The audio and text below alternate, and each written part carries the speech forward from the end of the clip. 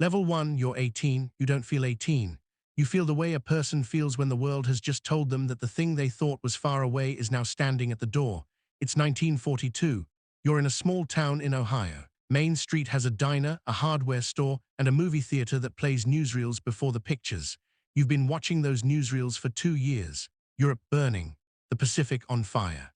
Men in uniforms moving across maps that look too large to be real. Then Pearl Harbor happens, and the maps become very real. You enlist in January. You don't wait for the draft. You go to the recruiting office on a Wednesday morning and stand outside in the cold with 6 other men from your town. The recruiter is a staff sergeant with a limp and a face that's already seen what you're walking toward. He takes your name, your height, your weight. He looks at your hands. He asks if you've ever fired a rifle. You say yes, since you were 12. He writes something down. He doesn't tell you what. You ship to Camp Shelby, Mississippi. The barracks are drafty wood buildings that creak at night. You sleep on a metal cot with a wool blanket that scratches your neck. The man in the bunk above you is from Brooklyn. His name is Kowalski. He talks in his sleep, usually in full sentences about nothing, and by the 3rd week it feels almost like company. Basic training is 8 weeks of controlled suffering. You wake at 5 to a whistle. You run, you do push-ups on wet grass until your arms give out, and then you do more. You learn to field strip an M1 Garand blindfolded. You learn to dig a foxhole in under 4 minutes. The drill sergeant's name is Briggs. He's from Georgia. He doesn't scream. He narrates. He walks behind you during push-ups and says, "You are going to be put somewhere that wants to kill you. Only thing standing between you and that outcome is what I put in your body right now." You believe every word. By week 6, the soreness becomes background noise. Your hands stop blistering. Your legs stop shaking at the end of a march. You qualify on the rifle range in the top third of your unit. Briggs doesn't congratulate you. He says, "Stationary targets don't shoot back. Remember that." You remember it. Level 2, the ship takes you across the Atlantic. You've never seen the ocean before. You stand on the deck in the dark and look at water that goes on past where your eyes can follow, and then you stop thinking about it because that line of thinking doesn't go anywhere useful. 1,200 men on this ship. You know your platoon. Kowalski, who talks in his sleep. Eckert, a quiet farm boy from Iowa who sharpens his bayonet every evening whether it needs it or not. Delgado from San Antonio, who can fall asleep anywhere in under 3 minutes. Marsh, who reads constantly and recites passages from books at strange hours. The crossing takes 11 days. You play cards. You write letters home that you make sound ordinary because your mother will read them and you want her to sleep. The anxiety sits in your chest at night like something with weight. You arrive in Southampton on a grey morning. England is tired. You can see it in the buildings, in the faces of people watching you come off the docks. They've been in this war since 1939. 3 years of rationing and bombing and waiting. When they look at the American uniforms, some nod. Some turn away. You spend 3 months in England. Training, briefings, amphibious assault exercises across the countryside. You run landing craft approaches over and over until your body knows them without instruction. One evening on a weekend pass, you drink warm English beer in a village pub next to a British corporal who's been to North Africa and come back. He doesn't say much. He drinks steadily and stares at the middle distance. You don't ask questions, you just sit with him. That feels like the right thing to do. On the walk back you think, for the first time with any clarity, that some of the men you're training with are not coming home. You don't know which ones. You make yourself stop thinking about the math. Level 3, June 6th, 1944, the night before. You don't sleep. Nobody does. You're in the hold of a landing craft in the English Channel. The sea is rough. The air smells like diesel and vomit. The men around you are managing it differently. Eckert stares at his boots in complete silence. Kowalski is talking fast and low about a diner in Brooklyn where the pastrami is unlike anything in the world. Delgado has somehow fallen asleep. Marsh is reading. Your lieutenant moves through the craft and checks on each man. No speech. Just eye contact, a hand on a shoulder, a nod. That's all. It's enough. When the ramp drops at Omaha Beach, the sound hits you before anything else. It is not like the training. The noise is total and physical, like the air itself has changed its nature. You move into water that comes to your waist and the cold is a shock over everything else that's happening. You move toward the beach because there's nowhere else to move. You reach the sand. You run to the seawall and get behind it and breathe. Your hands are working the Garand by instinct. 8 weeks of blindfolded repetition in Mississippi living in your fingers. Your platoon loses 4 men on the beach. You don't process this as grief yet. You process it as information. The grief will come later, in pieces, in the middle of nights weeks from now. Right now you move because moving is the only option and stillness will kill you. By nightfall you're a mile inland, dug into a hedgerow, weapon in your hands, still here. You eat a ration cold in the dark. Kowalski is next to you. He's not talking about the diner. He's not talking at all. You sit shoulder to shoulder in a French hedgerow and listen to a battlefield trying to settle for the night, which it never quite does. Level 4, Normandy doesn't end at the beach. The hedgerow country is unlike anything the briefings described. Every field is a box with 4 walls of dense vegetation 8 feet high and 100 years old, perfect for the men who've been waiting there since 1940. You fight for individual fields. You take one on a Tuesday, and the cost is 2 men and 6 hours, and then you look up, and there's another field exactly like it. The fighting here is close and methodical. You become extremely good at reading ground, at knowing from the way a shadow falls or a bird lifts from a tree line that something has changed. You pull a wounded sergeant named Hollies from an open field under fire. You don't think when you do it. You just move. Later you find out he has a wife and a daughter in Minnesota, and you realize you knew that already. He'd told you 11 days before over a cigarette, and maybe that's why Hollies survives. Loses the lower part of his left leg. Gets shipped to England. You get a handshake from a captain you've never met and never will again. France opens up in summer, then very fast. Paris falls in August. You march through streets that are alive again. People throw flowers. A woman in a blue dress grabs your face with both hands and kisses your cheek, and you don't know what to do, so you keep marching. That night you sleep in a field outside the city. You can hear Paris from where you are. Distant music. People celebrating a night that deserves celebrating. You lie on your back and look at the stars over France and feel something you can't organize into words. Not happiness exactly. Relief is closer, but relief mixed with something that isn't simple. Level 5, by autumn you are a different man. You know it without being told. You feel it in how you move, how you read spaces, how you react to sound. You wake with your hand already on the weapon, already oriented before you're fully conscious. This is not a decision, it's what you've become. You make sergeant in October.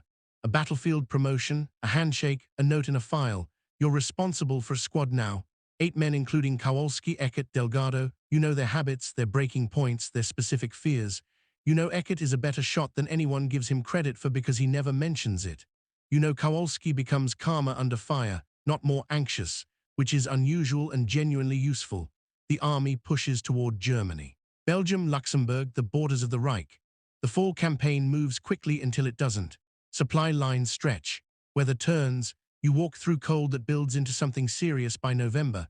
Your boots are never fully dry. Your hands are never fully warm. There's a farmhouse in Belgium.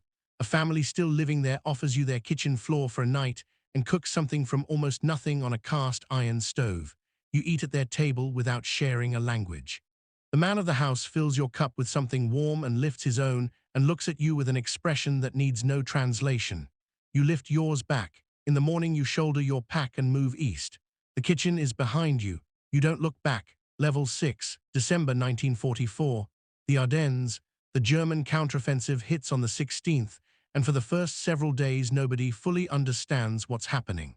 The scale is too large to see from where you're standing, which is a tree line in Luxembourg in a foot of snow with the temperature below zero and the sound of armor in the distance moving the wrong direction.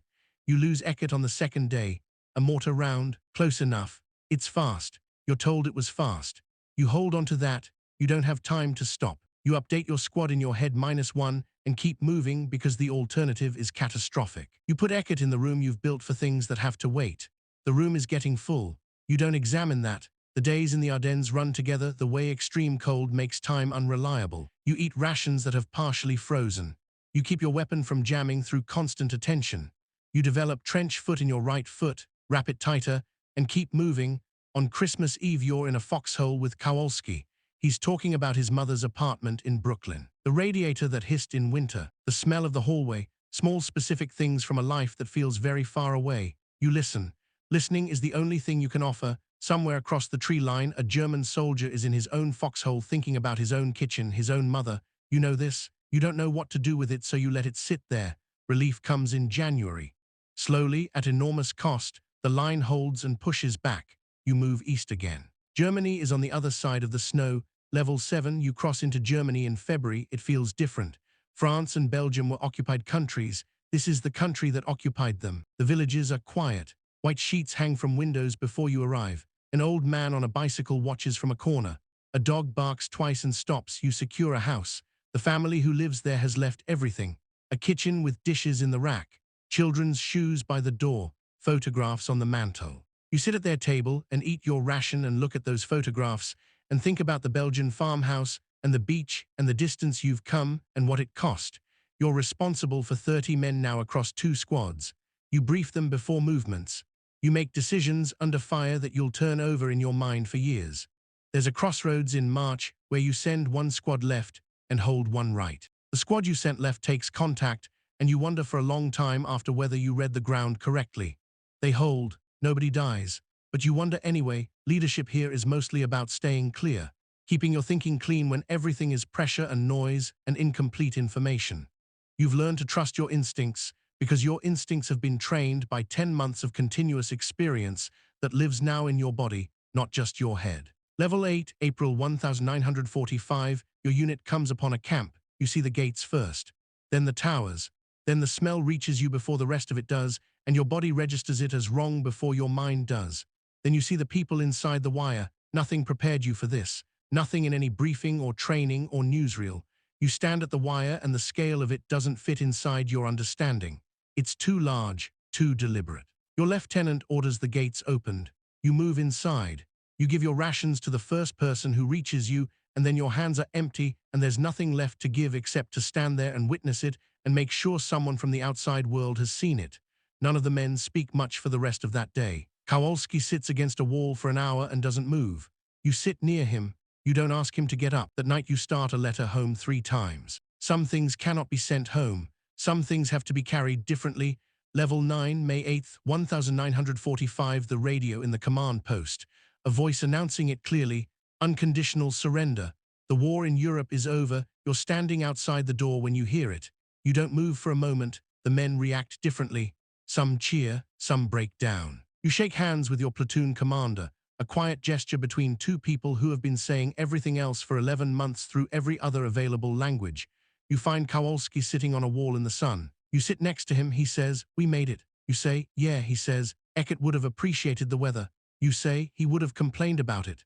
Kowalski laughs. It's the first real laugh you've heard in weeks, and it sounds like something returning. The weeks after are slow and strange. The adrenaline leaves your body in stages, and what's underneath is hard to name. You sleep more than you have in a year. You eat full meals. Your body begins the long process of unwinding from something it was never designed to sustain. You write finished letters home. You tell your mother you're safe. She writes back, and her handwriting is shaky in a way it wasn't before, and you understand she's been afraid for 11 months in a way your letters couldn't protect her from. Level 10, the ship home takes 10 days. You stand on deck when the coast appears. Most of the men are there too. Nobody planned it. Everyone just ended up on deck. New York Harbor, the skyline, and then the Statue of Liberty, green and enormous in the morning light. The ship slows as it passes. Men who held themselves together through beaches and forests and frozen foxholes stand on a deck in the harbor of their own country and finally let something go. You don't cry. You just stand and look at the skyline and feel the weight of the distance between the man you were when you left and the man you are now. You understand that distance is not something you'll be able to explain to most people. That's all right. You don't have to. You take a train back to Ohio. You sleep most of the way. You wake up somewhere in Pennsylvania, look out the window at countryside that is impossibly green and untouched, and sit with the complicated feeling of returning to a world that stayed still while you didn't. Your mother is at the station. She sees you come through the door and covers her mouth with her hand. You hold her and she's smaller than you remember, or you're larger. You can't tell which main street is the same. The diner, the hardware store, the movie theater, all of it exactly where you left it. And you are completely different. You walk through a town that stayed still, carrying things it didn't see, shaped by things it didn't feel. You get a job. You buy a used Ford. You meet a woman who has a steady gaze and asks you once what it was like over there. When you say it was hard, she nods and doesn't push. That steadiness becomes the thing you build the rest of your life around. You have children. You build a house. You mow your lawn on Saturday mornings. All of it is what you wanted. What you marched toward through the mud and the snow and the years. It is everything the war was for. You don't talk about it much. Not because it was too terrible, though some of it was, because most of it was between you and the men who were there. Eckert is buried in Belgium. Hollies is in Minnesota with one leg. Kowalski went back to Brooklyn, and you exchange a Christmas card every year. The men who know what it was, you don't need to talk to them. You sit with them, and it's already understood. One evening in October, years later, you're on your porch in Ohio. The leaves are turning. Your grandchildren are inside. Your wife is in the kitchen. A neighbor waves and walks past. You sit in the quiet and think about a beach on a grey morning in June, a farm kitchen in Belgium, a foxhole on Christmas Eve, a gate and a smell and what was behind it, a harbor on a Tuesday morning and a skyline coming out of the fog. You think about 18-year-old boys from Ohio and Brooklyn and Iowa who got on a train together and went towards something enormous. The leaves fall. The sky goes orange. Inside something smells like dinner. You carry all of it. The weight and the gratitude and the grief and the things you still can't name. You carry it because that's what you learned to do. To hold it without being broken by it. To live your life all the way through anyway. That was always the point.